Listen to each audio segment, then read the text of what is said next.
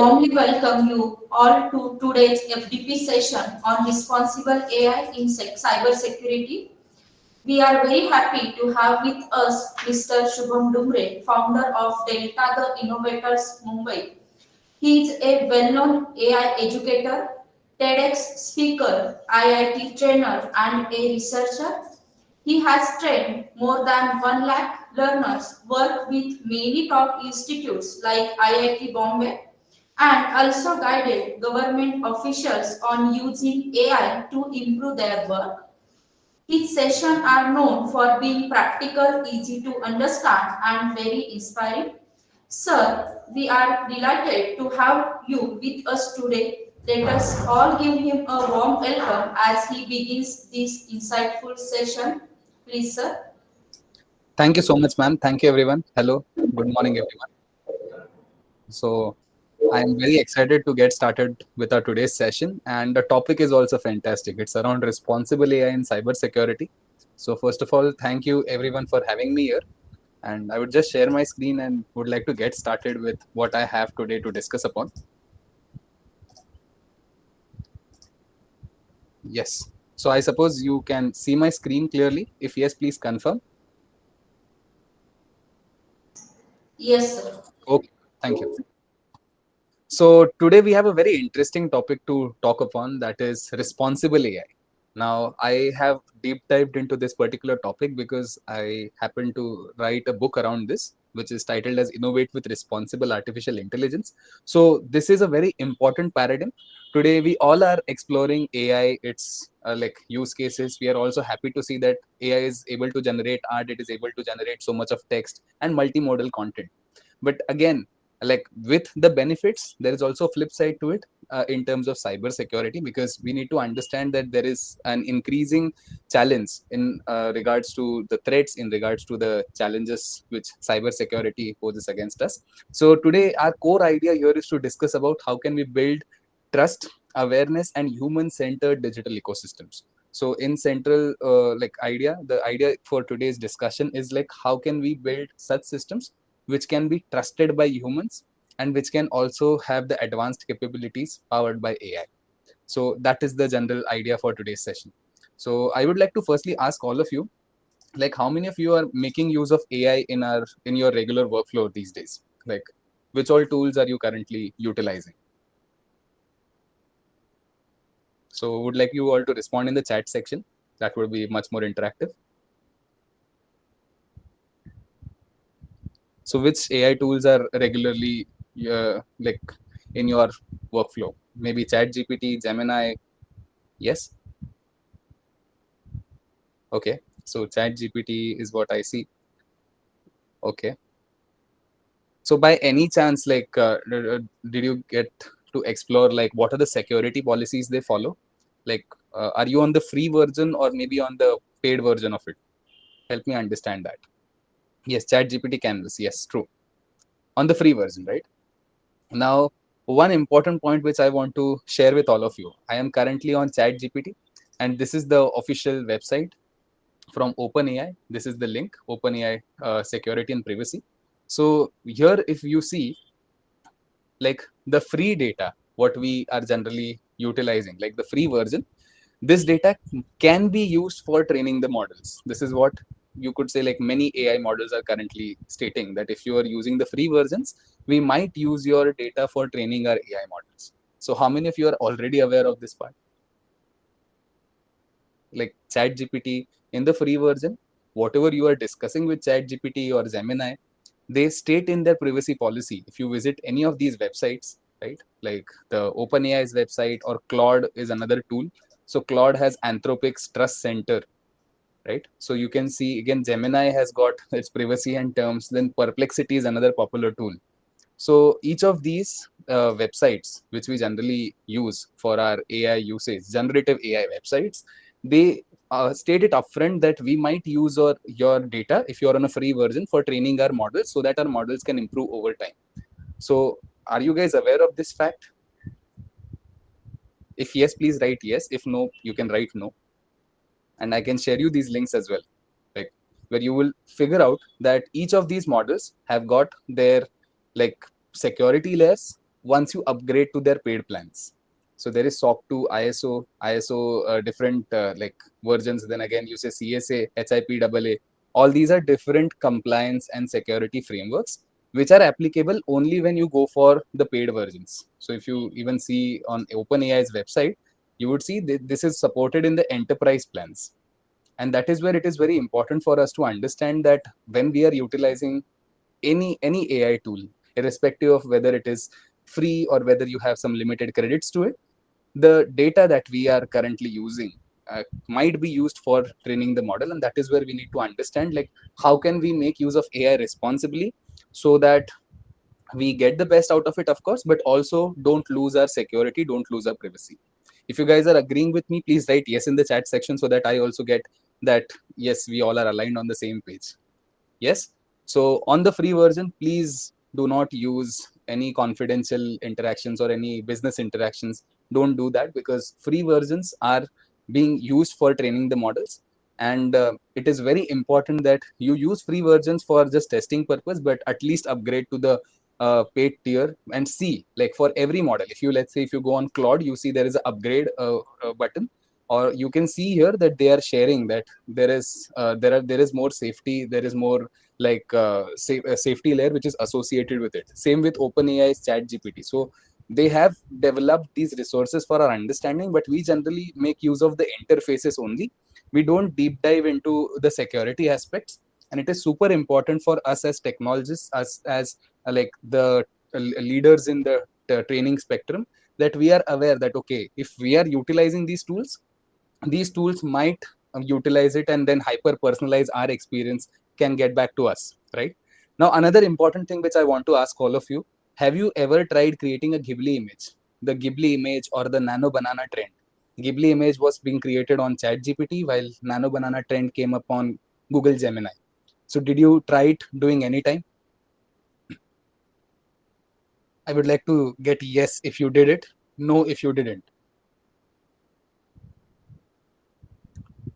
I'm very happy for the people who said no, because it is like the sign that you are aware that these models are getting our data, and people were following these trends like anything. Like they were just going behind these trends, thinking that okay, they are getting this for free. But there is a saying in tech or a saying in the industry that if anything is free, then you are the product, and that is what the catch is. Like if Ghibli images were being provided for free, or if Nano Banana images were easy to create, and people were just giving all their memories to these models to create cartoon images or anime images, right? Ghibli images and all. But now these models got better and better. So if you realize, like 6 months ago or 8 months ago, ChatGPT used to make mistakes while generating images, or Gemini was also not that accurate in terms of generating images. But today, we see the accuracy has gone high because now we have provided our own data, our user generated data to it, and we are getting outputs from AI just to showcase it on our social profiles. But in a way, we are also risking our privacy. So I would like to like just tell you one important thing which I realized. Like on LinkedIn, there was an article which I read where it said that a lady shared her passport size photograph on a model, on an AI model, and she asked to create a ethnic like look for her, right? So she shared her passport size photograph, which was hardly like her face, right? But when the model created the output in an ethnic way, it also marked the mole on her armpit. And this is what actually was shocking, that how did the AI model exactly know that she has a black mole here on her hand? So this is what was fascinating, and that is where like she herself wrote, like had shared her story, stating that it is now becoming riskier, because if AI can know exactly what are my like facial features, what are my other characteristics. Again, if AI knows about my finance details, my banking details, it also knows about my demographics. So how well it knows about me, and in some time, like it will be like AI would know even more about us than what we know about ourselves. If you agree with me, please write yes in the chat section. So it is very important to understand that how can we stay safe, how can we ensure that we are safe. And I want all of you to keep on interacting, because interaction is something that will drive the session ahead in the right direction. So our goal is to understand cyber security in depth. Our goal is to understand, explore the different anomalies that are surrounding the area of cyber security, and how responsible AI or the approach for human plus AI can be beneficial, this is what we are going to talk about. Yeah. So just to give you a short introduction, I'm Shubham Dumbre. I like ma'am already introduced me, so let's get going here. So today we are going to explore about like the foundations of responsible AI principles, like what are responsible AI principles exactly. Then we will talk about the trust frameworks, like what are the different trust frameworks that organizations like Google, Microsoft, Amazon, etc. have created around cybersecurity. Then how in real world applications we see that this is implemented, how cybersecurity is present in various segments.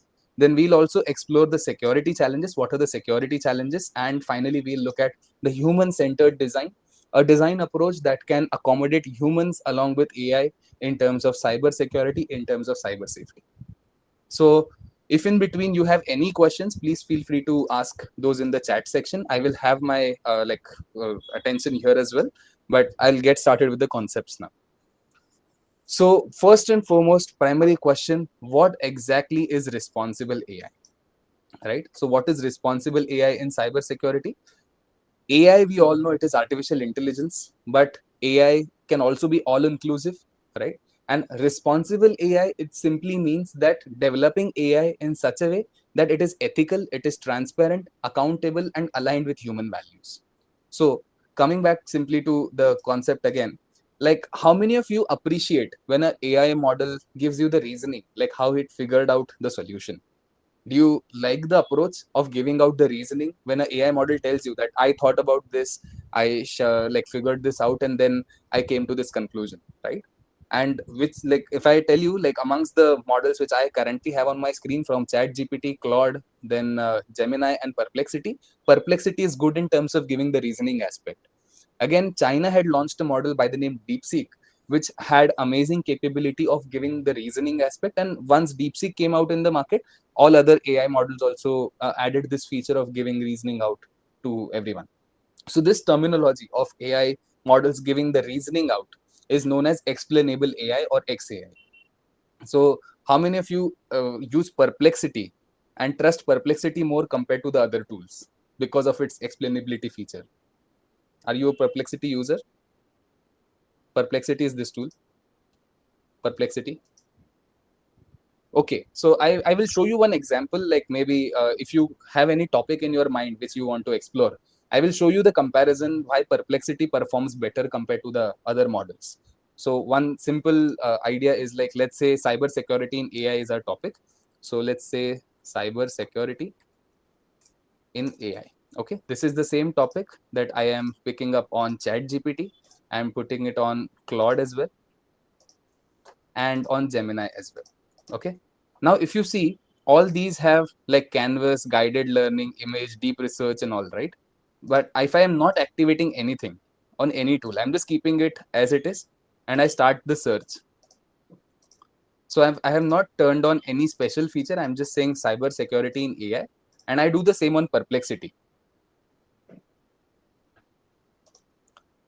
So Perplexity for us, for researchers, for people who are in the academic domain, in the scientific domain, for all of us, it is really beneficial because it provides you with so many things which generally the models don't. First is like, you see ChatGPT has tried to give us some images, but we don't have any understanding around what are the sources that it has referred to, right? So first part which ChatGPT in the basic most free version lacks is that, and still I am on the Go version. I'm on the Chat GPT Go version. But if you go on the free Chat GPT, it won't even give you images, it will just give you text, right? So this is where we understand Chat GPT is primarily focused on giving you the answer. It, of course, is a versatile tool, but it lacks the depth that we are looking for in the generic version. If I go to Claude, Claude also gives me answer, but I don't see any sources. Which are the sources it referred to give me the answer? And I'm just like happy about the answer because it is a lengthier answer. Claude is known for its long context answers. So yes, Claude gives you this kind of an answer. If I look at Gemini for the same question, I see that it has given me some table to compare, but I still don't have any sources, right? For the same prompt. But I go on Perplexity, and if I see, I have all the sources listed with inline references, in-text references, and I can just see, visit that source at any point and cross-verify. So that is one benefit. Again, I see the whole list of sources what were used. I have a benefit to also re-understand the concept by means of using FAQs, the frequently asked questions. And additionally, it is also providing links. And if there are any images that are available online or maybe it can create, it will share me that. Now, this was very basic, right, for the first take. Now, if I just put the same thing and this time I utilize deep research from OpenAI, this time I utilize, let's say Claude has got, let's say web search and extended thinking. So I'm utilizing Claude's extended thinking. Okay. Then I'm utilizing Gemini's feature of Canvas while I'm utilizing Perplexity. Now on Perplexity, I had one chance, but I lost it. So I'll do it once again. Yeah. When I start a new chat, I have a benefit to see what kind of sources I want to refer to. So I can have the web sources, I can have academic research papers, academic sources, I can have social discussions, I can have finance related sources. I can also utilize connectors. That is one key benefit with Perplexity. Another benefit is that on Perplexity Pro, if you are a Perplexity Pro subscriber, you can run all the latest models, like right from ChatGPT 5.1 to Claude, Opus 4.5, Gemini 3 Pro, Grok 4.1, Kimi K2. All these are premium models, and you can run these models, the ones in like the ones which are not max but new. You can run all these models here on Perplexity itself. So you don't need to have separate subscriptions for all. You just need a Perplexity Pro and you can run all that. So I have the ability to select. Right now I'm just keeping it best because I'm on free Perplexity. I have the option to go for an in-depth search. And now I'm putting cybersecurity in AI. Yes. So now this is the aspect which is very crucial for us as humans. What exactly is Perplexity trying to do when it is trying to answer our question? So you see, it is trying its flow. It will take some time. I see here Gemini has already completed writing the answer and it has given us some like metadata around it. I can certainly provide. It's like additional information in relation to what outcome it is providing. So we see it has provided us with some basic description about what it has tried to write there. If I come to Claude, Claude has given us the results this time along with reasoning. So we see, yes, great, I have information. So what it has thought of, what are the key themes it thought, it has given us here. Again, it has given us the sources. Now, I can verify these sources. Are these trusted? Deloitte, then the education websites, then Rapid7, Deep Strike. So yes, these seem to be trusted sources. If I come to Chat GPT, now Chat GPT, when I ask the same thing, it is like asking me another set of questions which I need to answer. But still, we don't see like it has answered any of these. So I can say, give a general deep dive. Let's see if it is able to complete that research now. So the idea I'm trying to pitch here is that when we are on Perplexity or on such tools like Claude, we are getting the reasoning aspect, which is helping us to trust the AI model now, because AI model is giving us the exact theme that it utilized, exact framework that it followed to get to the answer. So you see, it has assessed cybersecurity, then it has assessed 29 sources here, then it has examined current strategies and best practices, then it has reviewed 27 sources again, and then like again it has reviewed 29 sources. So if I say like as a in total how many like steps it took, so it took multiple steps. It referred to more than 50-60 papers and research websites, and finally it came up with this particular answer where it has referred to total number of 85 sources. Now coming back to one important part, like, is it important that there is higher number of sources to ensure that yes, the content or whatever is generated is accurate? So how do you see it? If there are more sources, is it more trusted, or how do you generally like weigh the parameters around the right information? I would like to understand your thoughts around there.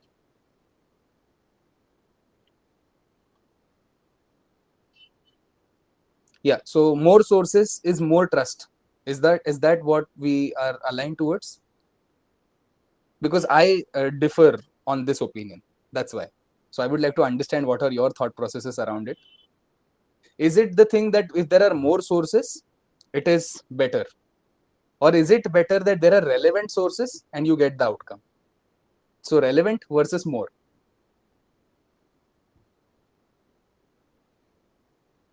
Because there can be hundreds of sources, right? But if those are not relevant to my outcome, it's not going to be of help, right?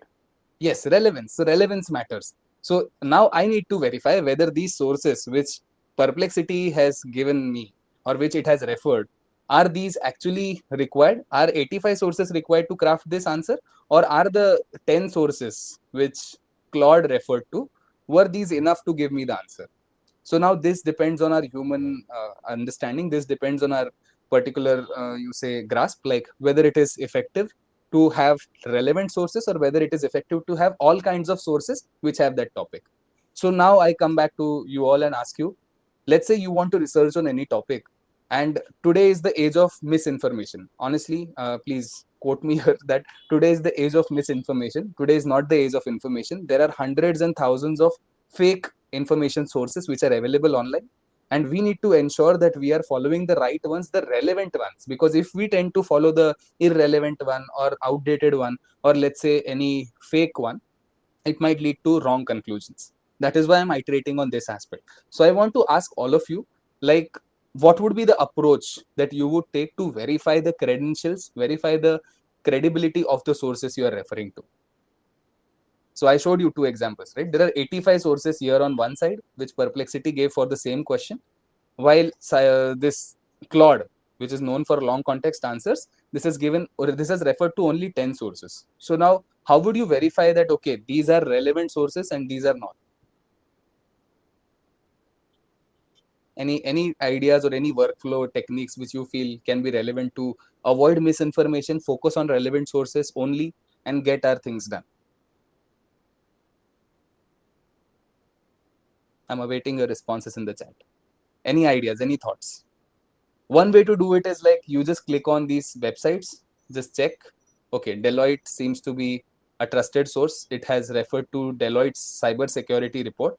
So I see that, okay, this is what can be trusted because Deloitte, and this is from the official website. So I can trust this source, no problem.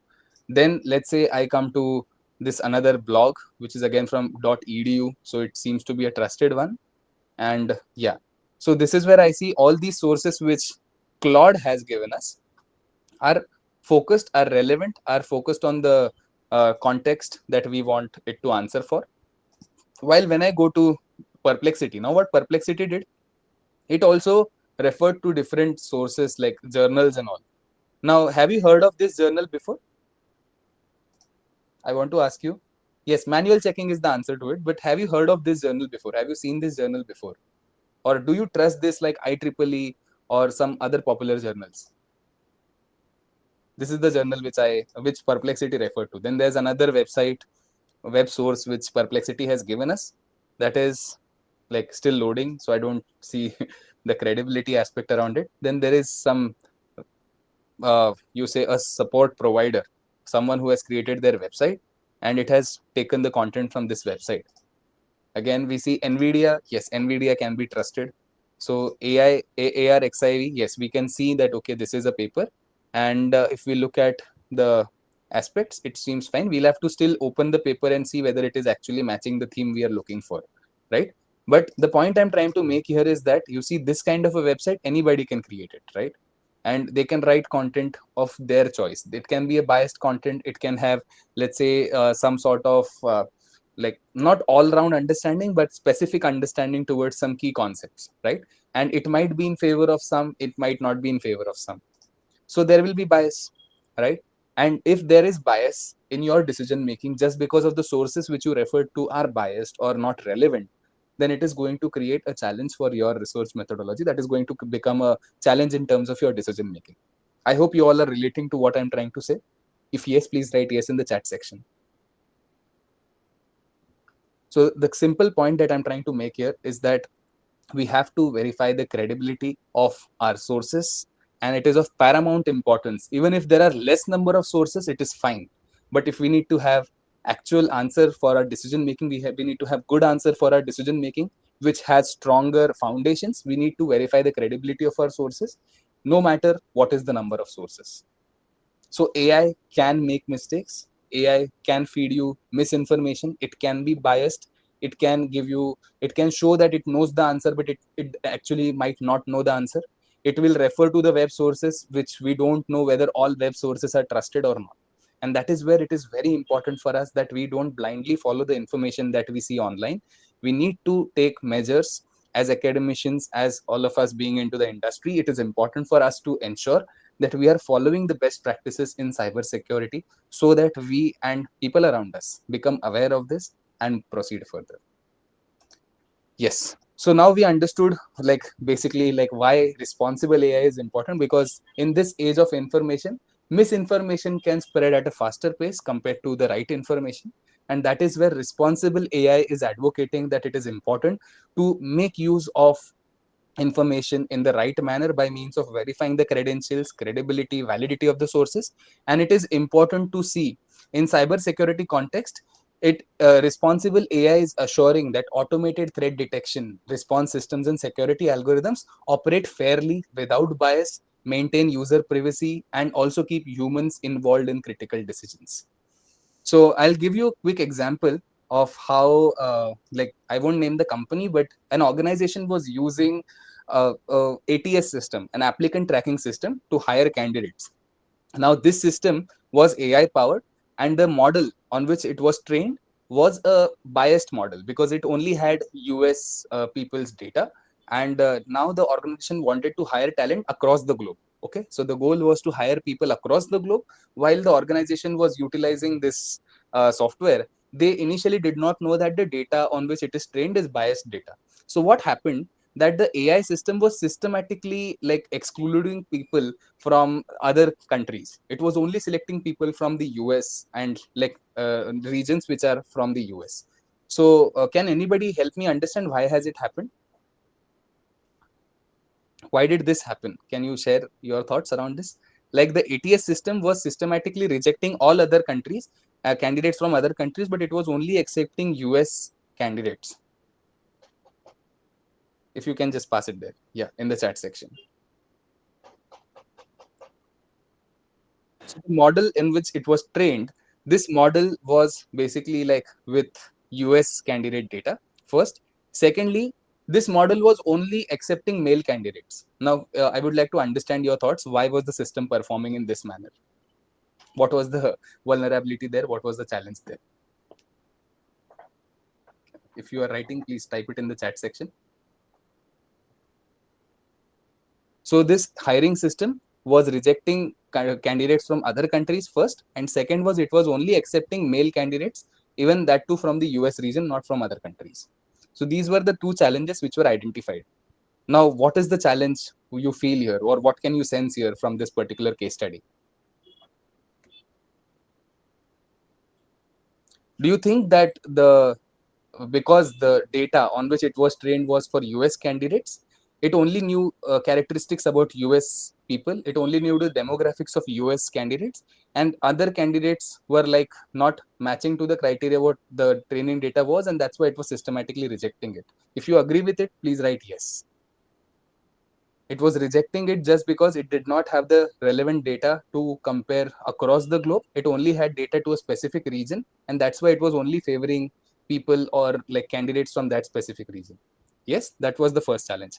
Now, what was the problem with the second thing? Like, why was it only selecting male candidates and not the female candidates? Can anyone give me the continuous answer, connected answer? There is an answer in connection with this again.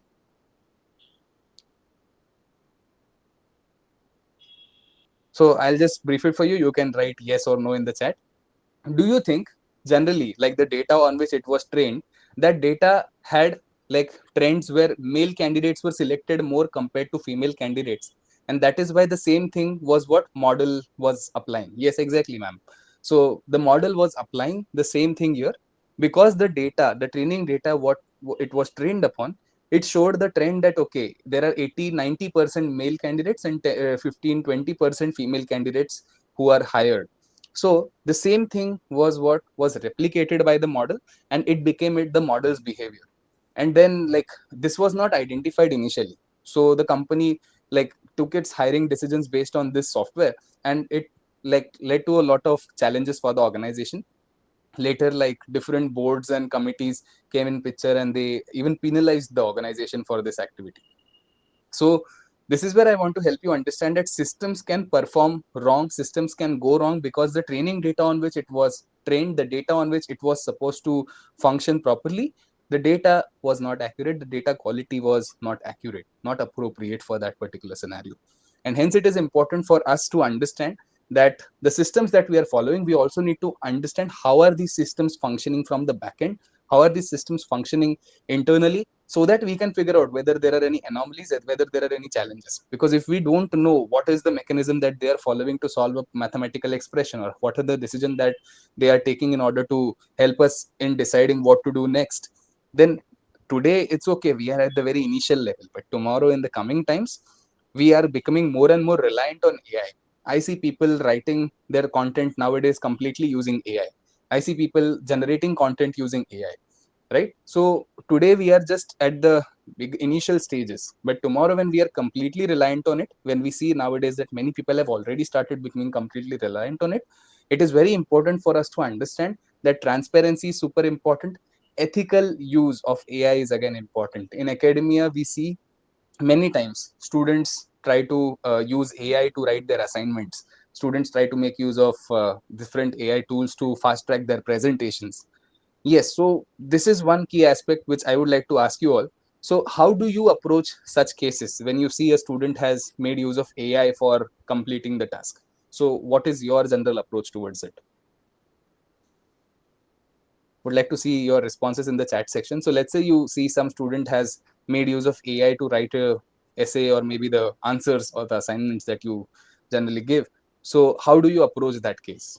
Do you directly like discard it, or you okay, so common formatting is fine, but how do you like talk to the student? Like, do you interact with the student, or you directly like reject it, or you ask the student to revise it again, or you actually talk to the student and try to like, yes, you take oral. Yes, that is one way to mitigate this. But I feel like in India and like in how other countries are currently approaching it, I'll share it with you. So many countries are now allowing the use of AI, but with limited like scope. It is not to completely debar using AI, because when anybody prohibits any activity, people tend to do it more. So if we say students don't use AI, that's not going to happen. Students are going to make use of AI, and they might pretend that no, they haven't made use of AI. Now it is on us that how we ensure that they make use of AI only for assistance but not on complete dependence. And that is where we need to frame our assignments in a different manner, one way. Secondly, we can have these plagiarism detectors or AI detectors which can help us in terms of simplifying the process, which I know already all of you are aware of and you are utilizing in your processes. But again, we also need to make the student understand that AI can make mistakes like this, how we just saw some examples. We need to make students understand that, see, if you write with AI, it is easily like figured out that it is a AI generated piece, and there are ways, there are methodologies by which we can detect that. So once we help students understand that, okay, you should make use of AI for research, but you cannot rely on the exact vertebrum copy of what you did with AI, I think that can be the way to tackle this kind of a problem. So we need to make students aware that, okay, we understand that there is AI around, but you need to ensure that you are only using AI for reference purpose. You're not completely copying from AI. If you agree with this kind of an approach where we are saying utilizing AI along with the academic principles, academic focus is what can actually be the way forward, please write yes in the chat section.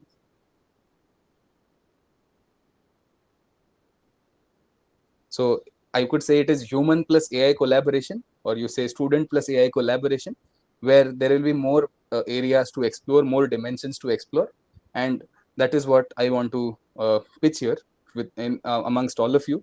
So if you agree that there can be a human plus AI approach, where it's not just only humans in this age of AI, and where it's not just AI in this age of also the humans, it should be human plus AI collaboration that should be you focused upon, as the future is advocating the same. If you agree with this concept, with this thought process, please write yes in the chat section.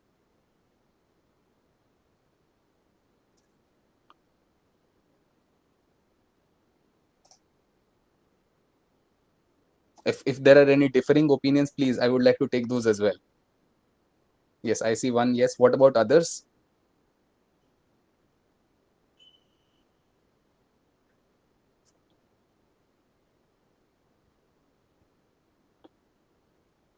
Okay, got it. Yeah, it's loading there. Fine. So now moving ahead, like why AI, why responsible AI matters a lot in cybersecurity. So it is super important to understand that AI systems now defend 73% of enterprise networks globally. Again, autonomous security decisions can impact millions of users. And if AI makes the wrong decision, it takes the wrong turn, it is going to impact so many people around there, because now AI autonomous systems are something that is used in by a lot of enterprises in their processes. And that is where it is important to also guardrail, because there are regulatory frameworks like the EU AI Act that demand accountability. So it is very important to understand who is accountable for what. So I would like to quickly ask you, like, have you come across any use case where there has been a challenge in terms of taking the responsibility? So for instance, like somebody invested into stock market using the predictions which AI gave, and they lost the money there.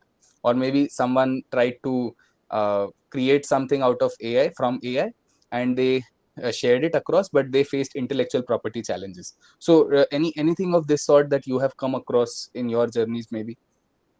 So I can give you an example. Like we see this great portrait of Mona Lisa.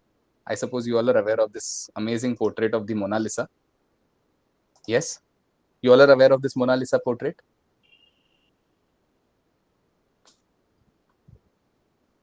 guys. I suppose you can hear me. If yes, please revert. Yes. So I nowadays, like, this is the original Mona Lisa which we all know, and now we see many people making use of this portrait to, let's say, create something of their own, like Mona Lisa in marketing. So I'll just give you an example. Yeah. So people are making use of it for marketing like this. There are brands, or maybe there are creators who are making use of Mona Lisa for advertising. So I want to ask all of you, is it the right thing to do? Firstly, like, let's say if a like a toothpaste brand is trying to use Mona Lisa and show that she's smiling with white teeth. So is it the right approach to do? And like, how is it, like, in terms of the intellectual property aspect, like the IP? Now, first thing, like, students or anybody can create such art using generative AI tools, right? Gemini or Chat GPT's DALI. These all tools can create such art. So let's say if I am someone who is creating an artwork like this, it is my thought process which I am utilizing to create this creative art, while I am using Chat GPT or Gemini to do it. And the Mona Lisa is, like, officially in some museum, and the museum has the right over the portrait. Now help me understand who actually owns the right to this new art piece which is created using the Mona Lisa's portrait which was available online. Awaiting your responses. So who do you think owns the right? Is it me who has the right to make use of it? Is it the museum who can use it?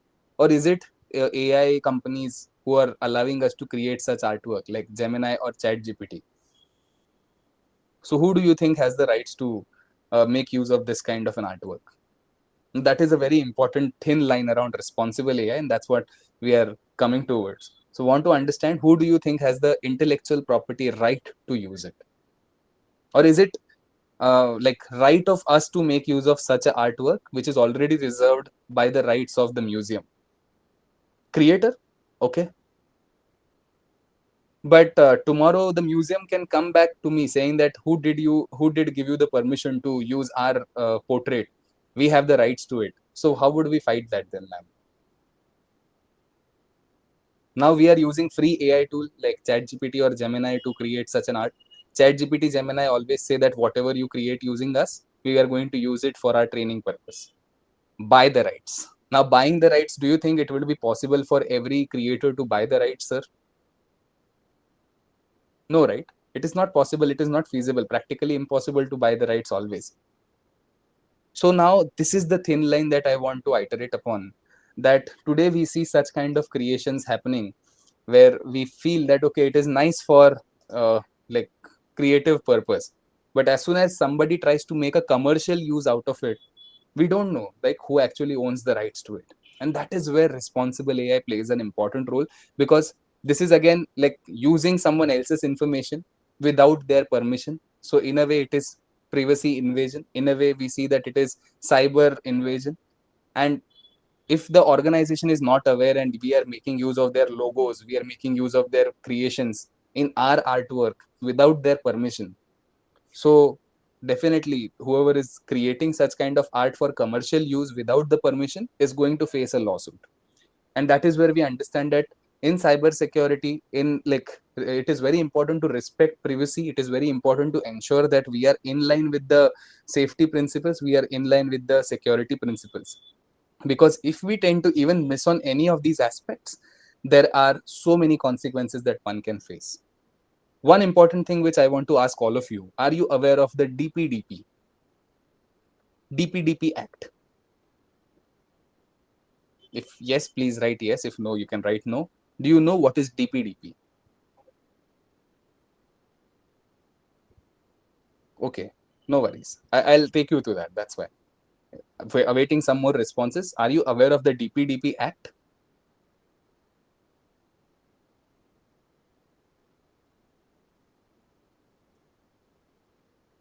No. Okay, no worries. So Indian government has launched a security framework which is known as DPDP.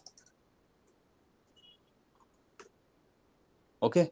So if you want to just go through it, I'll just share you this link. So there is an official website which can help you in terms of understanding what is the DPDP Act. This is the press release what they shared. While yes, this is the Gazette. So it is called as the Digital Personal Data Protection Act, which was launched in 2023. It was updated in 2025. So this is D, P, D, and P. That is Digital Personal Data Protection Act 2023. So I would recommend all of you to go through it. For now, I have like this document from EY and a popular consulting firm. So they have actually created a snapshot of what DPDP is speaking about, and this is covering a lot of cyber security aspects. So that is why it is relevant for us to discuss on it. And we see that on August 11, 2023, the President of India gave her assent to the much awaited Digital Personal Data Protection Act, DPDP or DPDPA 2023. Okay, before this, how many of you know about ISO, or let's say HIPAA, or let's say CCPA, GDPR? Have you heard of these terminologies, GDPR or CCPA, California Act? I suppose sometimes during the discussions with your students or while researching, you must have heard these terms or gone through these terms, like CCPA or the EU Act, European Union Act. Are you guys aware of this? The CCPA, GDPR, all these terms.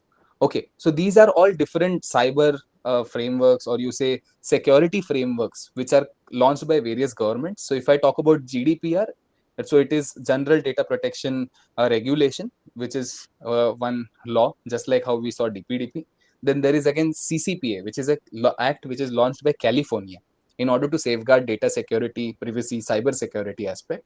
Similarly, in India, now we are moving towards it. So we have this DPDP Act, which is majorly talking about like how we have to ensure our safety and security.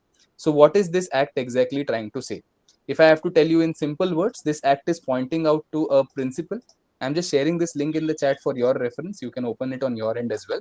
So in simple words, if I have to tell you what is this act exactly about, this act talks about how we as users, when we share our data, have the right to access our data, delete our data, modify our data, and how organizations who are collecting the data have to ensure that they are following the best cyber security practices while handling the data. So that is the snapshot of it. So one simple example, how many of you fill survey forms, or let's say you visit some supermarket, a DMart or maybe a Reliance store or a Chroma, and that's where you fill in the form, right? Many of us fill these forms, the survey forms, feedback form, or the purchase form whenever we are purchasing a new product and all. So at that time we share a lot of details like our Aadhaar details, PAN card details, and a lot many other private information, confidential details, which generally we don't share with everyone. We might share our name and contact number, but we don't share our Aadhaar, PAN details and all. So now what this DPDP Act is trying to say is that if you are sharing this kind of data with any company, first goal is that whichever company is asking this, they have to minimize the data requirements. So instead of taking 20 fields which are asking for data, now if it is possible, they can reduce it to 15 fields so that there is less data that is collected by the company. So the first part which data DPDP Act is stating is that the companies should reduce the amount of data that they are getting from the users. If it is not necessary, they should avoid taking it. If it is still necessary, they should try to minimize the data. That is one. So data minimization. Second thing that this act is trying to point out to is that whenever anybody is making use of such kind of applications, it should be clear to that person. There should not be any legal jargon. So one quick question which I want to ask you in relation to this: how many of you actually read the terms and conditions while filling such surveys? Do you read such terms and conditions or privacy policies before filling any survey or any form? Do you read such surveys? I would like to understand yes or no. Do you read the TNCs or terms and conditions, what we say, or the privacy policy before filling any such form? Or you just fill it directly? Sometimes. Okay. What about others? Do you try to see when you're installing any application on your phone, or when you're trying to like use some portal or a website, do you go to the privacy policy, or maybe while filling any form where you're sharing your private details, confidential details, do you take an effort to read that? Because initially even I used to not do it, but since I learned about all this, I started going through this. And one quick question which I understood was that many a times this was not understandable to me. Like when initially, like 2 3 years ago, when I started to read these terms and conditions before installing anything on my device or before accessing any portal, it was not understandable to me. It had the legal jargon. How many of you have faced this kind of a difficulty, that when you try to read these terms and conditions, it is often very difficult to understand what is this exactly trying to say, because it has a lot of legal terminologies or technical terminology, and it is not much user friendly or reader friendly. Do you agree? If yes, please write yes if you agree with this. And I have even faced this. That's why I'm sharing this as a personal story, that this problem is what DPDP is trying to solve. So what DPDP says, if like a user has to fill anywhere their details, it should be free of legal and technical jargon. So it should be easy to understand to any non-technical person, any person who wants to fill it out. That is what is the central idea with DPDP. So I would recommend you to please try going through the DPDP website and the document. This would really help you to garner better insights on how cybersecurity is being strengthened around like today's spectrum. One more thing, like I think yesterday there was a discussion which was going around online, which was around the Sanchar Sathi app. Do you know about it? What was it exactly about? Are you aware about the Sanchar Sathi app?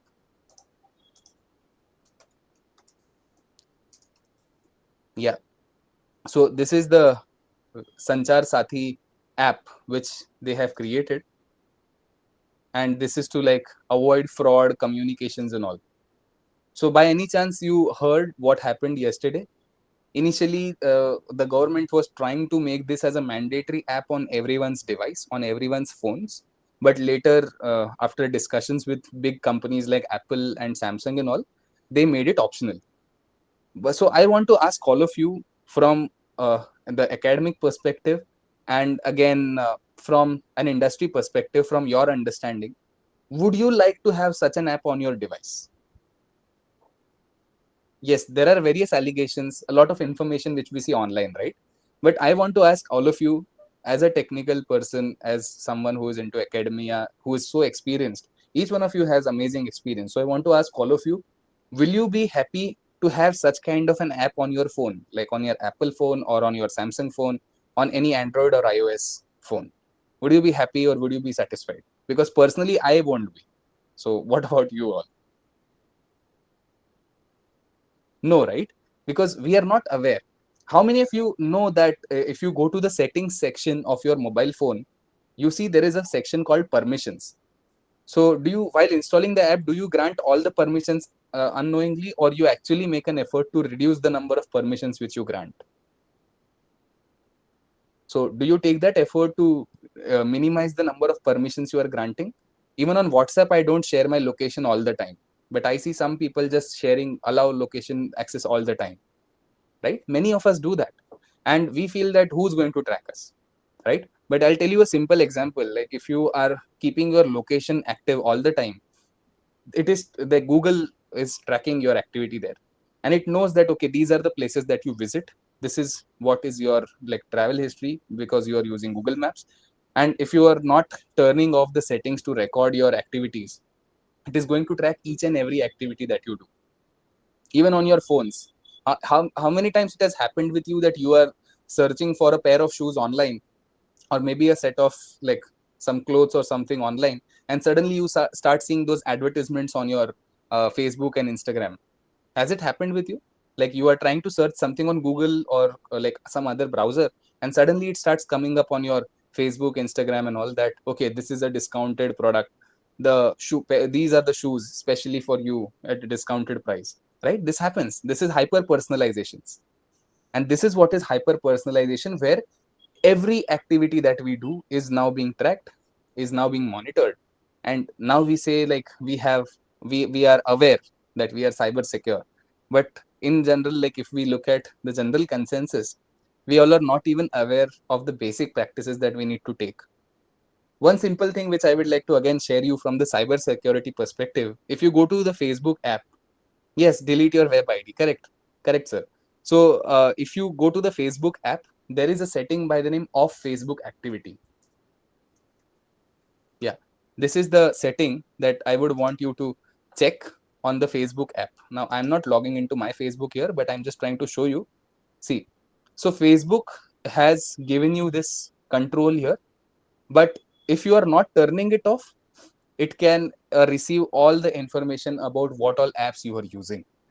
So, in simple words, on your phone, if you are using Netflix, on your phone, if you are using Amazon to buy products, on your phone, you are, let's say, using some other app like Instagram, on your phone, let's say, you are using some other apps, whichever you prefer.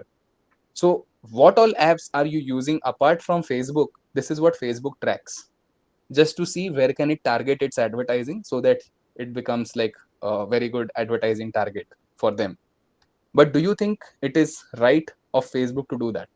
They have officially noted it here. You see, you can go for off Facebook activity, which can help you get more control of data. So in simple words, right now, if we are not aware about it, it is by default capturing all our activity. So it knows like we are spending 40 minutes on Netflix. It knows like we are spending 10 minutes while buying products. It knows like, let's say I'm on Instagram, I'm spending most of my time on Instagram. So tomorrow, while it has to target advertising, it has to focus on me for advertising, it can share me more advertisements on Instagram, as it knows that I'm an Instagram user. uh, were you guys aware of this off Facebook activity thing? I would recommend you all to check this thing, because again, this is very important to understand from the security perspective in terms of social media. Like we are all are like aware of social media platforms. We are already using it. Most of us are using it. So it is very important for us to just go to our settings section and check whether like we are actually safe or not. I hope everybody is in line with what we are discussing. If there are any doubts, please you can raise those in the chat section. I rather want to keep this a discussion rather than a one single sided like lecture. So I suppose you are enjoying the session. Yeah. If you are, please write something in the chat. If you are enjoying this kind of a method where we are trying to discuss, where we are trying to deep dive into various concepts together. Awaiting your responses in the chat section.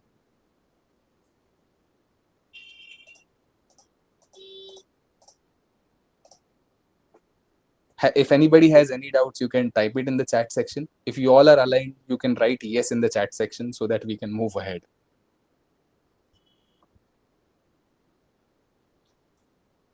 Awaiting your responses in the chat, please. Okay, fantastic. Thank you so much. Thank you for your responses. That's what keeps me driving. Now, coming to the next part of it, it is very important to understand the AI and cyber security intersection. So we understand that AI has the ability to automate things. It has the ability to streamline a lot of processes. It has also got the ability to take on the repetitive tasks. So yes, it has got amazing power. It can simplify our tasks. Simple example, a human had to be available all the time to ensure that the task is going as expected, but now AI can take care of such tasks if it is repetitive task, right? If it is a task which does not require much of human attention, AI can do it on its own, and that is what is freeing up humans, and that's where we say there is job displacement that is happening. But it is very important, it is of paramount importance to understand that AI and cyber security go hand in hand, and there is a dual reality to it. There is both enhancement and also a flip side to it. There is also a set of risks that is associated with this intersection. Primarily, we understand that AI is definitely helping in enhancing the security aspect. As we see, there is real-time threat detection that is analyzing billions of events. So simple example is it like banks are generally using cyber security to ensure that there is like lesser fraud, or they are trying to minimize the frauds. So there is unsupervised data, there is this data which machine learning models are trained with, and it can process real-time data. And if there is, let's say, a customer, for example, it's me, who generally transacts in 10,000s maximum. If suddenly there is a 10 lakh rupee transaction that takes place on my account, I quickly receive a phone saying that, sir, did you actually do this transaction? If yes, please confirm. If no, then please like mark, click on one or two. How many of you have seen this happening, that when you are using the banking app and you move out of your pattern, let's say you spend in thousands or 10,000s, and suddenly you make a lakh rupee transaction, the bank quickly calls, or there is an autonomous call or automated call that comes to you asking for confirmation whether you were the one who actually did it. Have you received such kind of a call? Yes, right? Even I have received this kind of calls when I move out of my pattern.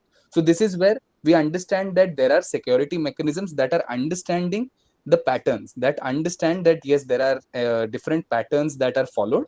And if in case the pattern is broken, or if in case the pattern varies due to some reason, there needs to be an alert mechanism that can verify, that can see if it is actually the right thing that has happened, or is there a fraudulent activity. So this is the central idea around banking security mechanisms, that they are processing billions of transactions, billions of events which are happening around the transaction ecosystem. And if there is anything that moves out of its pattern, it is marking it, or if it is flagging it out. Okay. Then again, automated incident response is reducing the MTTR by 60%. So again, it is reducing the threats which are generally seen in the overall spectrum. And there is again predictive analytics that can identify 0-day vulnerabilities. So yes, predictive analytics can help in terms of understanding that if there are any like challenges in terms of the cyber threats and all, and if there are like they are minimized or not. And there is again behavioral analysis to detect insider threats. Now, before moving ahead, I want to ask all of you, do you remember some days ago there was a company, a very popular company in the web world, which had some challenge with their servers and systems. And as soon as the company servers went down, lot of applications failed working, started like halted. Do you remember that company? So one company very popular in the cloud spectrum, I could say, or the web spectrum. So this organization, their servers or systems were having some issue, and because of that, many popular apps like Netflix or Amazon Web Services and other platforms as well, who are connected to this particular company's services, were suffering a downtime. Do you know which was this company? Anybody can guess it? Just a week or a couple of weeks ago, this happened. Not too far. No, no, no, not Amazon, sir. So there is a company by the name Cloudflare. Do you know about this thing? Yes. So Cloudflare had, like, says outage had hit the X, ChatGPT, and other sites, and this had happened in November recently. So Cloudflare was the organization that generally is ensuring cyber security. It tries to see whether it is coming from a legit source, whether it is not trying to mirror, whether it is not any kind of attack, right? And Cloudflare was facing some outage that day, in the month of November on a particular day. And that time, like, because Cloudflare was not working, many of the platforms were not being accessed. Do you remember this had happened just a couple of weeks ago? If yes, please write yes. So yes, this thing happened just around November, I think, second or third week. and that's where we understand that cyber security plays so much like critical role for so many organizations, right from chat gpt's open ai to x, the twitter. This was like, this was the impact. As soon as there was a security layer that was off because of the downtime, it led to disruption across the industry, across the globe. So we understand that yes, AI is definitely enhancing security. It is definitely helpful in terms of accelerating the security quotient. But again, it is also introducing new risks. So yes, AI is introducing new risks. AI is introducing a lot many challenges. Coming to all of you, how many of you are aware that ChatGPT has launched its own browser? You know about Atlas browser? Do you know about this browser? Have you tried using it? Or Perplexity has come up with the Comet browser.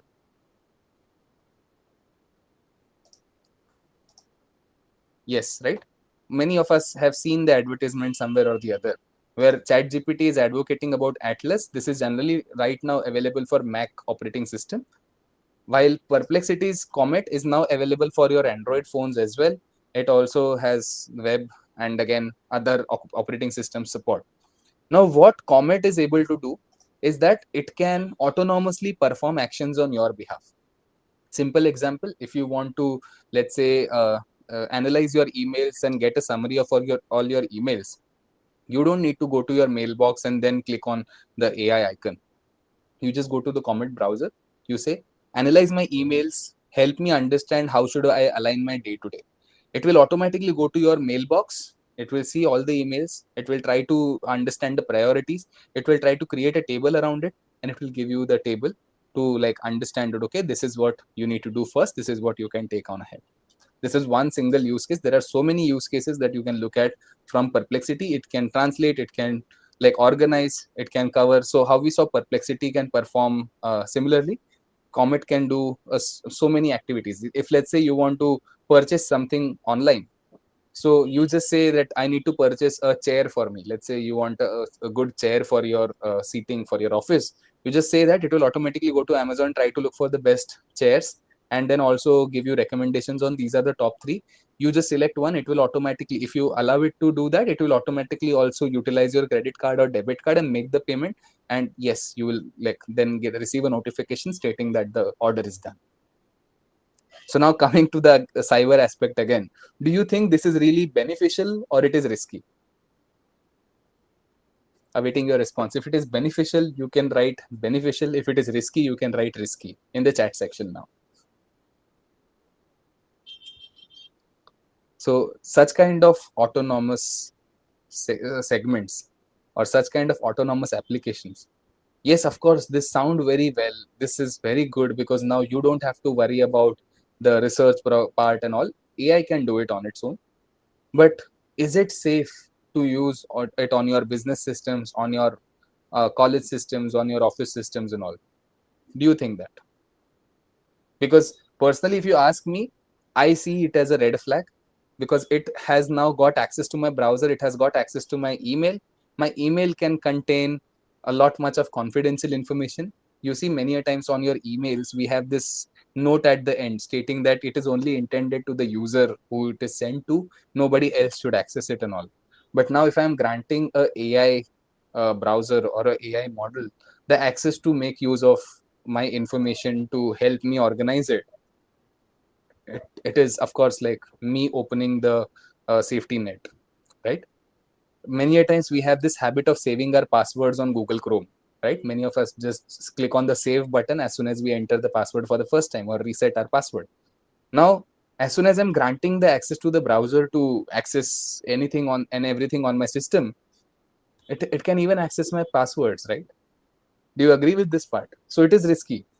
It is not safe, it is risky, and that is where we need to understand this very well, that we need to ensure that what kind of permissions we are granting, are we really aware of that first? Secondly, are we understanding how are we like trading off our privacy and security while making use of these applications, especially the free ones? And third aspect is that, do such things like Atlas or Comet, I'm not pinpointing to any single organization, but yes, AI is moving ahead with a steadfast pace. And now these organizations have come up with such kind of new age products which are still not guided by regulatory policies. Still, we don't know any regulations around it. Let's say if tomorrow Comet performs some error and it purchases 10 products instead of purchasing one product, who would you blame? Just to ask you all, like, what in your opinion the answer is. Let's say autonomous browsers like Comet or Atlas performs purchases on your behalf. Initially, it was performing very well. Suddenly, one day, because it has access to your credit card, debit card, and all, it automatically purchased 10 products on its own, which you were not even interested to buy. So, who would you blame? Would you blame the system? Would you blame yourself? Or would you blame the bank? Or who would you blame exactly? I would like to understand, like, who is at fault here? Is it us as the user, or is it the bank who made the transaction, or is it the browser or the company who has created the browser? Who is responsible for it?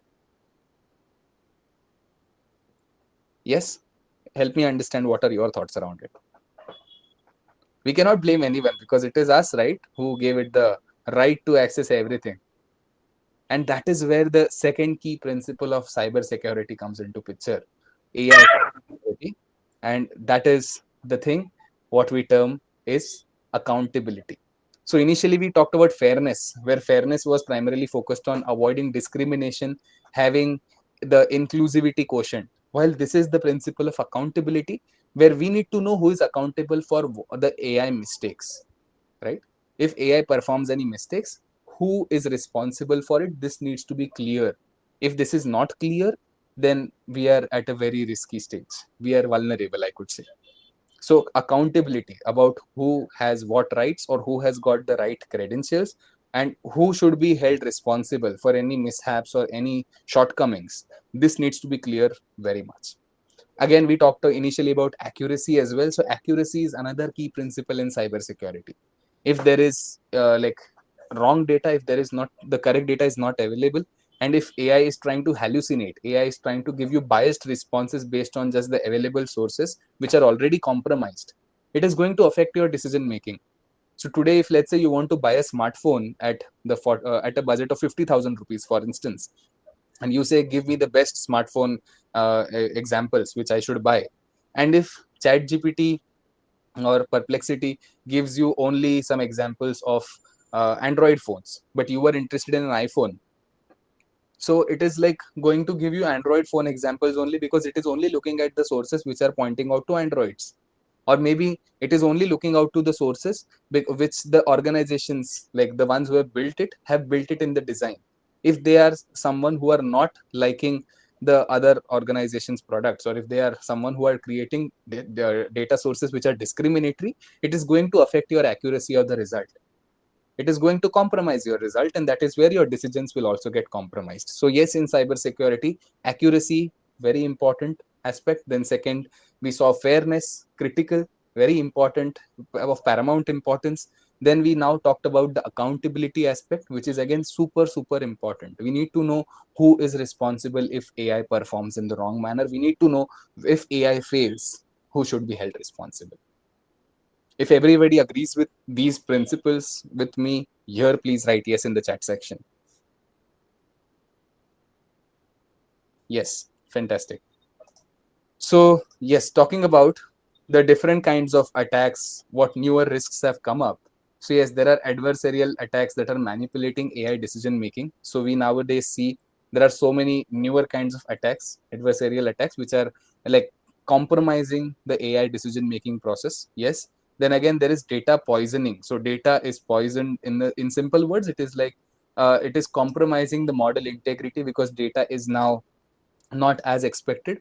It is like the data sources are filled with misinformation. Again, model theft, exposing the proprietary algorithms.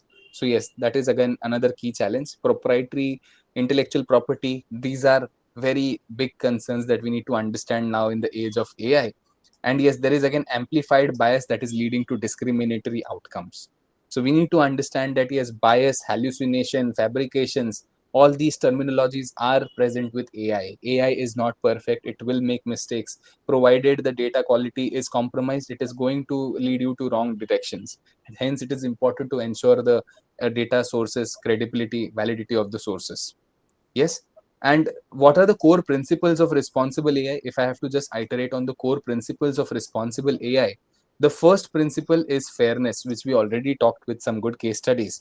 So AI systems must operate without discrimination, ensuring equitable treatment along across all user demographics, avoiding algorithmic bias in security decisions. So yes, it is super important to understand that AI should be fair. It should not discriminate. It should not just have partiality or favor any particular single party. It should actually consider the whole sample. It should actually consider the whole population or the region that is in consideration, and then decide on how the outcome should be. So yes, fairness is very, very important. Then we talked about the transparency aspect of it, like when we talked about explainable AI, XAI.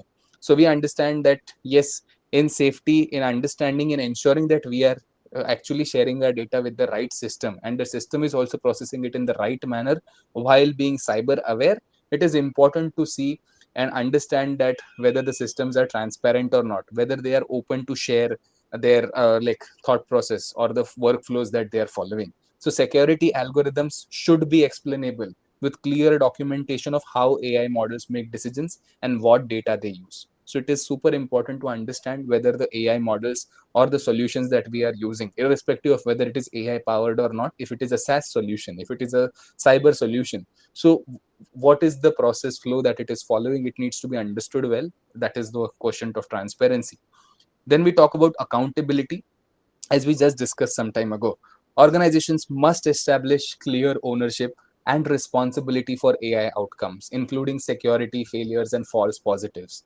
So, yes, it is very important for organizations to ensure that they are following the cybersecurity policies right. If they fail to comply, if they are not following it, there are acts like DPDP, there are acts like the EU Act, then the CCPA, GDPR, and so many nowadays. So, it is very important to have the right structures, to have the right people in place. And if there are any mishaps, if there are any shortcomings that happen, there should be a clear understanding in terms of accountability. Then comes the privacy aspect. Yes, so we talked about how different tools, how free tools generally are using our own data to target us. We generally see that it happens on social media, we see it happening now on the AI tools. So AI systems must protect user data through encryption, anonymization, and adherence to privacy regulations like the GDPR and CCPA. So it is super important for us to see whether we are actually sharing our data with the right system or not, or if we are actually compromising our privacy, whether we are actually opening the net for our security by ourselves by being not aware. Then comes the principle of security. So yes, the AI models themselves require protection against attacks. So unauthorized access and manipulation throughout their life cycle can lead to a challenge. So that's where we understand that the models that we are creating, these models should also have great security layer. It is very important to ensure that they themselves are secure, they themselves are safe, because if anybody can compromise the code, anybody can manipulate the overall flow, it is going to lead to another set of challenges. And yes, then we will really be in a very severe situation.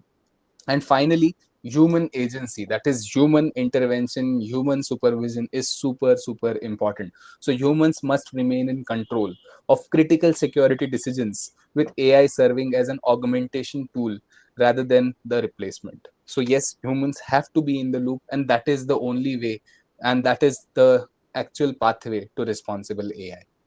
So I would like to ask all of you, coming back to the discussion, like, yeah, I see. Okay. Uh, yeah, AI, sir has asked how AI can do priority. AI can understand whether the when there are words like it's urgent, or let's say if there are words like stating that by EOD, so it is stating a time frame, right? If it is urgent, it is ASAP, that is as soon as possible. So AI understands that okay, this is a time sensitive activity that needs to be carried out, and accordingly it is prioritizing it. If there is any specific timeline that is mentioned, like let's say today EOD, or by 8 p.m. or 6 p.m. So accordingly, it is just like formulating it in the order of highest priority to the least ones. So that's how Sir Ashish sir it is following it.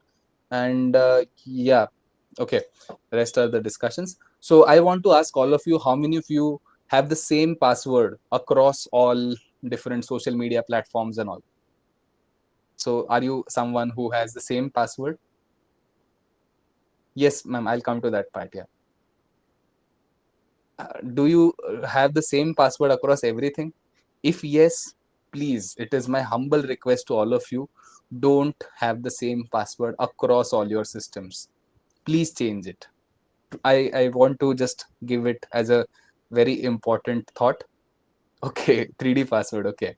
But my thing is that don't keep the same password everywhere. Second thing, have you enabled two-step verification every time? Have you enabled two-step verification across every account, right from your banking account to your social media accounts to other platforms whichever you access, where you have your information, where you generally interact with people? If yes, fantastic, that is a very good step towards cybersecurity.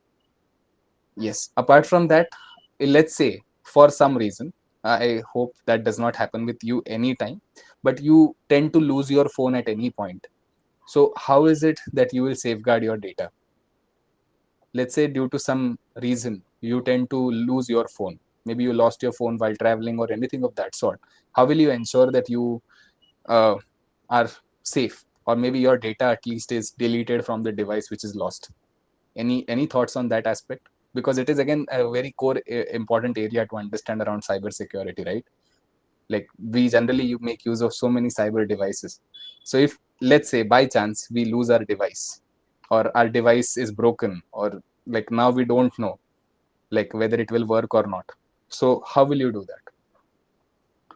So for iOS users, yeah, forwarding messages one way to do it, sir.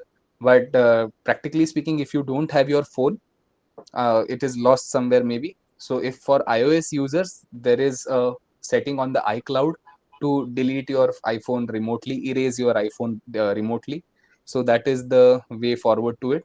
For Android users, if you are Gmail user, if you are Google services user, you have an option to delete the data from, like, if the same Gmail account is logged in on your phone, you can just log in on the same Gmail account on your laptop, or if you're already logged in, just go to the settings section, find my device section. Either you try to locate it.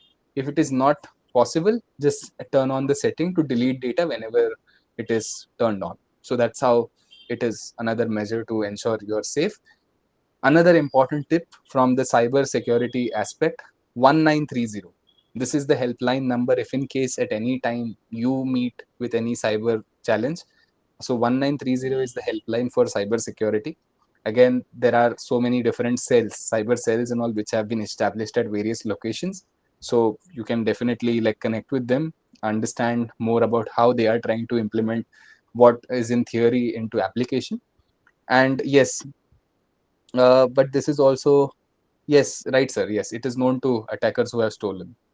And that is where we need to understand that both iOS and Android users can at least delete their data well in time. If anything happens, you quickly in the golden hour. So whenever any such challenge happens, the first hour of any such thing, when you lost your phone, or let's say your phone is not working or anything of that sort, the first hour is generally considered as the golden hour. So in the golden hour itself, if you inform the safety mechanisms on 1930, maybe you inform that you lost your phone, or let's say you quickly took up your system and deleted your data, that is the best way forward to ensure that your data is not going in the wrong hands. So with this, like, I would like to come to all of you now and see if there are any questions which are coming up. I see there are 6 minutes left to our discussion, and I hope you guys enjoyed our today's discussion around responsible AI. Ma'am had asked me how can we bring responsible AI in our practice. So definitely, ma'am, one thing is like do read the terms and conditions for anything that you are signing up for. Secondly, for responsible AI, it is very important that like the companies who are asking you for data, or organizations who are asking you for sharing your permissions and all, whether they are compliant. So compliance is an activity that you need to see whether these organizations are actually carrying out. For big organizations, it is there. For startups and all, generally there are like weaker compliances, or they hardly know about this. So that is where it is very important to understand what are the security measures, what are the privacy policies that they advocate. Again, if there is any like security policy, and what are the troubleshooting mechanisms that they follow in terms of cyber security leaks. And also that is where you need to ensure, ma'am, that how the brands or how the organizations you are discussing or working with, are they actually compliant or not. So compliance and regulatory frameworks is something that you can look at. And as a normal user, how can you be aware of all this? So the best way to do it is like just see through DPDP and other such acts. And nowadays with AI, of course, we can learn at a faster pace.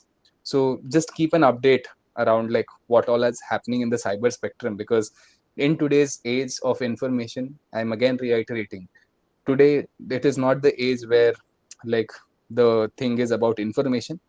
Today's world is filled with misinformation, and that is where it is very important for us to ensure that we are processing the right information, we are going through the right set of information, and progressing further. So with this, ma'am, I think that answers your question. And if anybody has any feedback, any thoughts to share, please, you can drop it in the chat section now.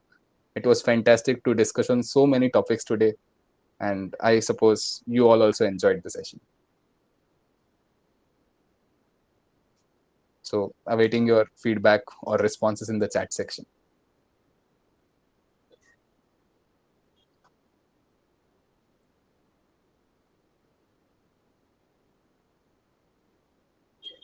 If anybody has any questions or feedback, you can drop it in the chat. Yes. Yes, Kirti ma'am. Yes, any question? Thank you, sir. Thank you so much. Okay. So good afternoon, everyone. A big thank you to our guest speaker for sharing such a wonderful session on responsible AI in cybersecurity. We learned a lot about the DPDP Act, ChatGPT browser, different tools, and how AI and cybersecurity works together. So your examples and explanations were very clear and easy to understand. And we now better understand how to use AI responsibly and safety in real life.